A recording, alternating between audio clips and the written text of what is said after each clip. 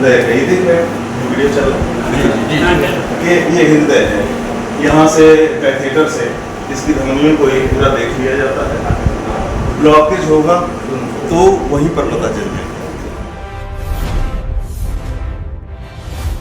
Provincial Diary News। Doctor साहब, आपको कैसा महसूस हो रहा है जो इतनी बड़ी हस्तियां आपके सामने बैठी हुई हैं, जो आपके द्वारा यह प्रोजेक्ट चालू किया गया है? अच्छा महसूस हो रहा है सर। केंद्रीय मंत्री भी हैं, हमारे क्षेत्र के सांसद भी हैं। आज के उद्घाटन के बारे में क्या कहेंगे? आज ग्रामीण क्षेत्र में इमरजेंसी सुविधाओं की कमी को देखते हुए इस चीज़ को लगाने का निर्णय लिया गया है। आईसीयू शुरू करने के बाद जाड़े के महीने में हमके लगभग रोज 4 से 5 हार्ट अटैक के पेशेंट इधर आते हैं और वो शहर तक उसमें आगे नहीं पहुँच पाते। तो उसके लिए हॉस्पिटल के मैनेजमेंट ने निर्णय लिया कि यहाँ पर एक कैथ लैब डालने का शुरुआत किया जाए। डॉक्टर साहब का भी डॉक्टर दीपक राय जी हैं, इनका भी साथ मिला हमें। इन्होंने आश्वासन दिया कि सारी चीज़ें, और यहाँ ये आजमगढ़ में मऊ बस्ती सारी जगह सारे कैथ लैब में स्टेंटिंग का काम और ये इसका काम डॉक्टर साहब भी कर रहे हैं। हम लोग 3-4 डॉक्टरों से संपर्क में हैं इस चीज़ के लिए जो यहाँ अनफॉलो है। और डॉक्टर शांतनु जो मेन हमारे डॉक्टर आज किसी कारणवश आ ही नहीं पाए, तो गोरखपुर लखनऊ तो वो भी अब यहाँ पर शिफ्ट हो गए हैं रावत के लिए। और हम लोग का बस उद्देश्य यही था कि जो इमरजेंसी सर्विस की शुरुआत की गई है उसमें लगभग हर विभागों जो हायर सुविधाएं हैं उसको यहाँ प्रोवाइड किया जाए। सांसद जी, आज दुर्गावती अस्पताल में डॉक्टर मनोज जी द्वारा जितना बड़ा काम किया गया उस पर क्या कहना चाहेंगे? कि आज बहुत बड़ा दिन है कचरांचल के लिए कि एक बढ़लगंज में जैसी जगह पर कैथ लैब का खोलना। 1 साल पहले जब मैं आया था तो सीटी स्कैन और MRI का उद्घाटन किया था, आज कैथ लैब का किया तो निश्चित तौर पर जनता को बहुत सुविधा मिलेगी। और जो इमरजेंसी सर्विस का जो यहाँ के लोगों को ज़रूरत थी कोविड के बाद हर बड़े सेंटर पर जो इसकी आवश्यकता थी, इसकी शुरुआत मनोज यादव जी ने किया, डॉक्टर साहब ने, और मुझे लगता है कि बहुत अच्छा कदम है।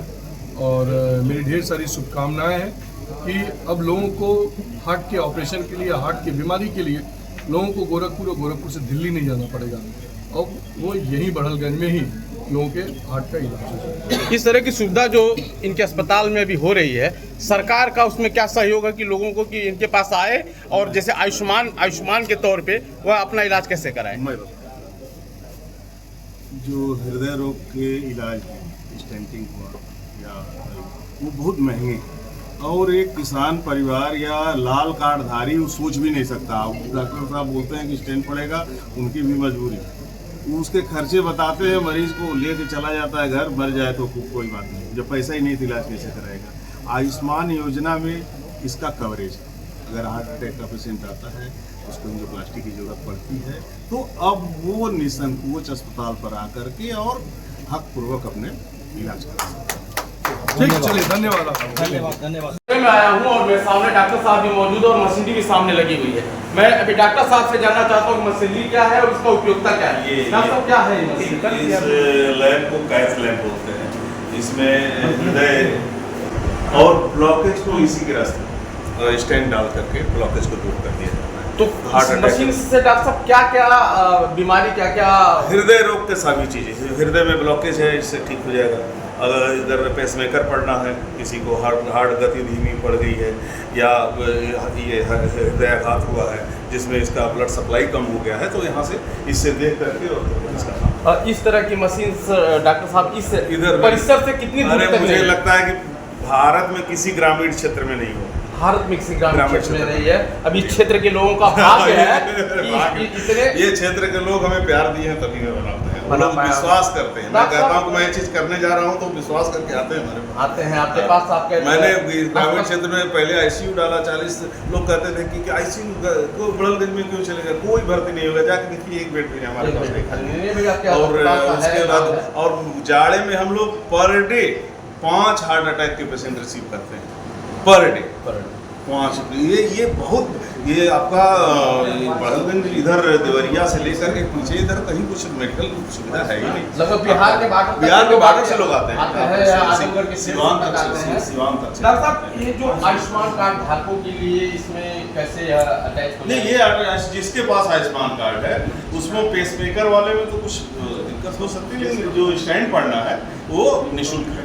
उसमें अगर कोई सरकार ने व्यवस्था की है कि अगर कोई हार्ट अटैक का मरीज है और उसको छल्ला पड़ना है, स्टेंटिंग होनी है, एंजियोप्लास्टी होनी है, तो एंजियोप्लास्टी निःशुल्क है उसके लिए। पेसमेकर में क्या दिक्कत है? पेसमेकर में कई बार मरीज डिमांड करता है हमें बढ़िया वाला पेसमेकर चाहिए, एमआरआई वाला पेसमेकर चाहिए, और गवर्नमेंट की तरफ से एक फिक्स पैकेज है, तो उसमें वो उस पैकेज में हुआ नहीं पाता नहीं, 2 लाख का आता है एमआरआई कंपेटिबल कहते हैं, तो उसमें कैसे कोई दे सकता, संभव नहीं है। बाकी इसके चार्जेज वैसे तो आप मतलब प्राइवेट से चार्जेज स्टेंट और कैथलैब और इसके चार्जेज मिला करके मतलब लाख, 1.25 लाख, 1.5 लाख इसमें मतलब यूजुअल चार्जेज आप बाहर जाएंगे 2.5 लाख पड़ता है लखनऊ में।